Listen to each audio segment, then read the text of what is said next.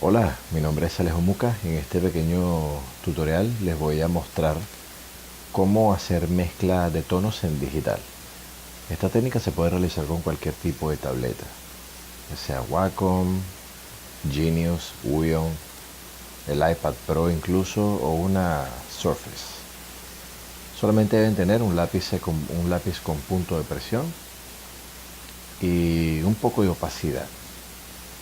Yo voy a elegir los colores rojo y azul para hacer un morado, violeta entre ellos dos y crear una transición de colores con esta técnica que es súper básica, muy sencillita. Primero vamos a tomar un poco de los dos, empezar a mezclarlos en el centro. Vamos a ver, de esa forma vamos sacando un pequeño morado, tal cual como si estuviésemos mezclando creyones o témperas o marcadores de la misma manera. Una vez que ya tenemos un violeta puro entre ellos dos, empezamos a mezclar el azul con el violeta y hacemos un morado entre ellos dos hasta que se empieza a definir como una transición fluida. Esta es una técnica que, además de ser muy sencilla, a pesar de ser muy sencilla, requiere mucha práctica, mucha paciencia, de forma que mientras más la practiquemos, más se va a hacer posible el poder crear la transición sin que se vea como pastelosa, pastelada, como que no se vea como si estuviese sucio. ¿Sí? Yo por mi parte les puedo asegurar que apesto horriblemente en hacer los dibujos directamente a color. Yo sinceramente prefiero más hacer los dibujos, hacer mis ilustraciones primero en blanco y negro y después pasarlas a color. Utilizando varias herramientas de este programa. Yo en este momento estoy utilizando Adobe Photoshop, pero de la misma manera se aplica para cualquier otro programa que esté utilizando. Corel Painter, Paint Tool SAI, Procreate, no sé, Sketchbook Pro, cualquiera de esos programas funciona de la misma manera. Aquí estuve intentando hacer unos cambios de tonalidades utilizando una de las funciones de Photoshop para ver cómo pasaba la transición, pero creo que me salió el tiro por la culata. Quedó horroroso. Pero bueno, como les decía, o sea, eso depende de la opinión de cada quien. Hay personas que dicen, no, yo prefiero hacerlo todo a color porque de esta forma ya sé dónde voy a poner todos los colores, las luces, las sombras, etcétera, etcétera, etcétera. Yo no puedo hacerlo así todavía porque siento que me falta más práctica, no le tengo tanta confianza todavía. Yo siento que lo debo hacer primero en blanco y negro para sacar de esa manera unos volúmenes más fuertes, ¿okay? Unas luces más fuertes y hacer las cosas con más confianza y luego de eso ponerle color. Y acá ya empezamos las tonalidades de negro a blanco o de blanco a negro, como quiera. Hacemos primero un tono completamente negro y de otro lado un tono gris, pero es un gris 10%. En el medio trataremos de hacer un gris 50% para empezar a hacer la transición entre uno y otro. Y de esta forma llegar al tono, a la escala de grises que queremos. ¿A qué me refiero con gris 10%, 20%, 50%? Bueno, en el porcentaje de 10 a 90%, el 10 sería el más claro, el 90 es el más oscuro. Pero gris 10% no es blanco y gris 90% no es negro. Es simplemente gris en diferentes tonalidades. Al igual que los colores, todos los grises tienen también diferentes tonos. Cada color, dependiendo de cuál sea, cuando lo pasas a blanco y negro va a estar representado en un porcentaje de gris. Los tonos azules, por ejemplo, van entre los 50% al 90%, pero los tonos amarillos van del 10% al 50% y así, todo dependiendo de la pureza del color, de cómo esté mezclado con el resto de otros colores y así vamos. Acá en Photoshop, por ejemplo, yo estoy utilizando una herramienta extra para ayudar a la transición de un tono a otro. que se llama el Smudge Tool o la herramienta del dedo para difuminar un poco la transición, y esto ayuda bastante. Obvio, la herramienta del dedo yo no sé cómo se va a llamar en otros programas, no lo tengo en cuenta todavía, lo iré sabiendo a medida que vaya probando otros programas también. Sin embargo, sé que por lo menos en Sketchbook Pro se llama exactamente igual.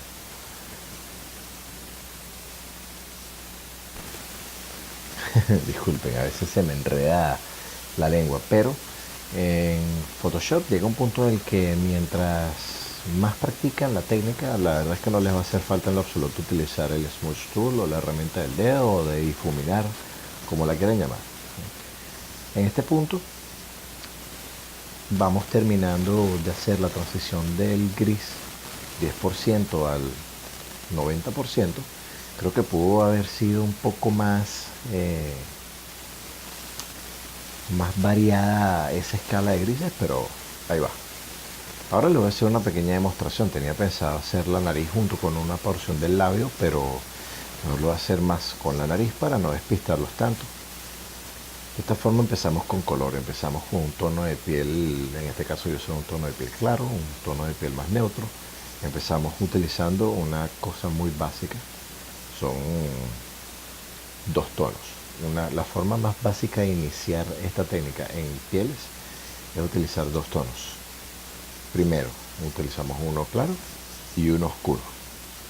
Y empezamos a tomar un poco el claro, un poco el oscuro, movemos de un lado al otro, como hice arriba, ¿ok? Y al hacer eso, empezamos a crear la transición de un tono claro al más oscuro, y se va haciendo una sombra perfectamente difuminada. Fíjense que este dato curioso, hay muchas veces en las que cuando utilizamos sombras en color, no las tenemos que hacer negras. La sombra nunca llega a ser completamente negra. Si hay un poco de luz que nos permite ver, nos damos cuenta de que la sombra negra, en el único momento en que se ve completamente negro es cuando no hay luz, no existe luz de ningún tipo. En cambio, si nosotros vemos en nuestra habitación una esquina que está muy oscura, inmediatamente vamos a notar que esa esquina, a pesar de que está muy oscura, podemos seguir viendo los colores, los tonos que están ahí. ¿Eso qué quiere decir? Que la sombra es del mismo tono, pero oscurecido. En este caso, yo estoy utilizando un tono frío sobre un tono cálido. El tono frío lo que va a hacer es un contraste y se va a entender como sombra. Este tono que estoy utilizando de piel es un tono cálido porque es un poco más rojizo. La sombra es un poco más azulada, y al ser azulada empieza a crear este contraste o generando oscuridades, y esas oscuridades se van entendiendo, se van traduciendo a lo que es la sombra.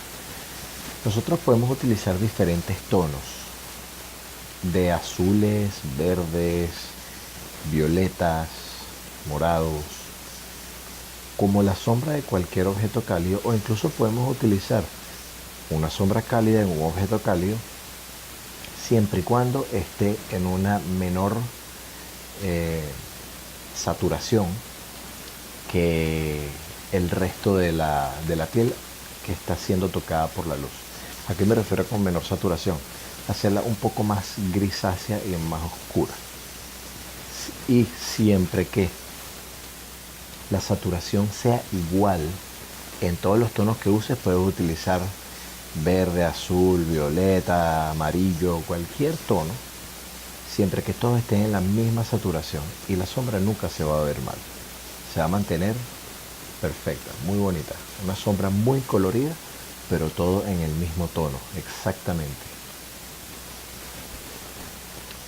Ya para este punto estoy empezando a aplicar las luces con un tono un poco más amarillo, para que se entienda que esa es la luz que va a ir sobre ahí.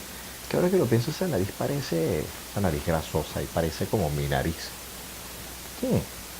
Aunque no, mi nariz es 3 veces más grande que eso.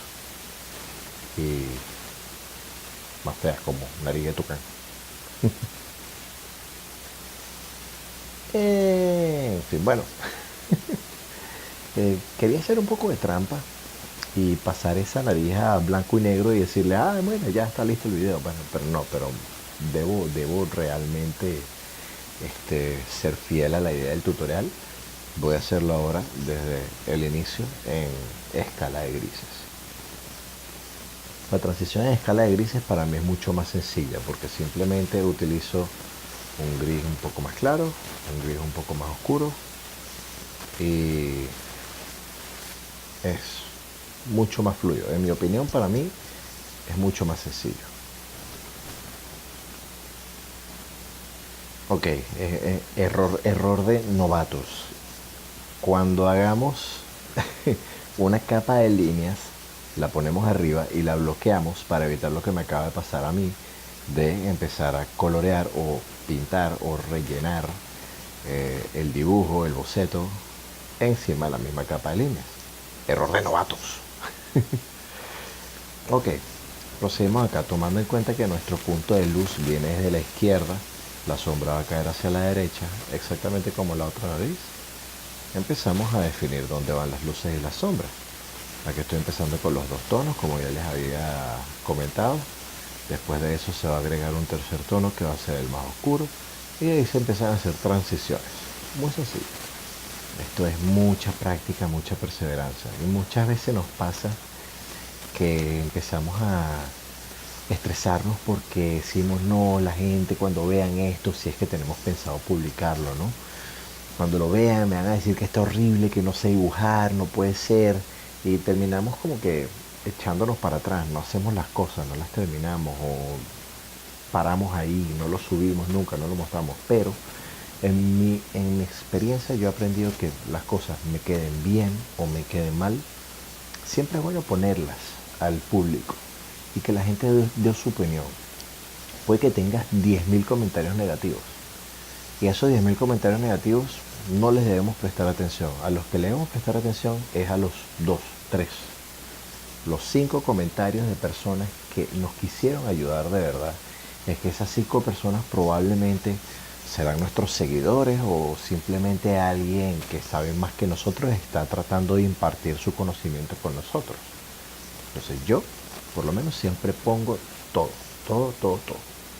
Tengo un montón de bocetos en Instagram que son, en mi opinión, horrorosos. Igual y te los pongo ahí. Y si alguien me quiere decir, agrégale esto porque sabe mejor, con gusto. Y si alguien me quiere decir, es horrible, se ve asqueroso, te quedaron mal, mira, tiene un ojo chueco, tiene una pata chueca. Mira, discúlpame, yo soy ser humano y dibujar se aprende dibujando. Y la única forma en la que voy a aprender a dibujar será con el tiempo, con la práctica y poco a poco. ¿Sabes? No tiene nada de malo. Pero sí, esa es una de las frases que más me gusta. Dibujar se aprende dibujando. No hay ningún atajo. Aquí todo se trata de constancia, perseverancia, repetición. La práctica a través de la repetición. Muchos profesionales que yo veo constantemente en YouTube, en Facebook, en Instagram, en todas las redes sociales, van a repetir esto todo el tiempo. Al igual que los mismos profesionales que trabajaron en Marvel o que están trabajando en Marvel, que están trabajando en DC Comics y todas esas compañías gigantescas. Las historias se repiten una y otra vez en diferentes palabras y diferentes experiencias. Todos van a decir siempre la perseverancia